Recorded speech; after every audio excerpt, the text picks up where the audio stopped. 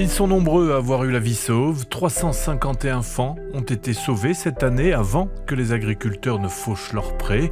La SBL Sauvons Bambi tire un bilan positif qu'elle souhaite encore améliorer grâce à la nouvelle application Bambi Map. Les agriculteurs peuvent y enregistrer leurs parcelles, même s'ils n'ont pas de compte. Et à partir de là, n'importe quel pilote peut rentrer dans l'application, aller voir les missions qui sont disponibles et s'attribuer des missions lorsqu'il pense qu'il va pouvoir les faire. Voilà, c'est aussi simple que ça. 14 pilotes de drones ont reçu leur certificat en collaboration avec 17 communes et le ministère. Les drones sont mis à leur disposition et ils se rendent sur les champs avec d'autres bénévoles à la recherche des faons. Si on trouve un petit, on va le mettre dans une caisse. On va fermer la caisse de telle façon à ce qu'on ne puisse pas l'ouvrir. On va la mettre sur le bord du champ, quelque part à l'ombre, en sécurité, le temps que l'agriculteur fauche.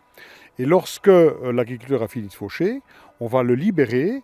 On ne va pas le libérer évidemment sur la parcelle qui a été fauchée parce que le renard, lui, n'est jamais loin et il risque de l'attaquer. On va le déposer dans une parcelle voisine. La mère peut alors revenir chercher son jeune faon et le mettre en sécurité.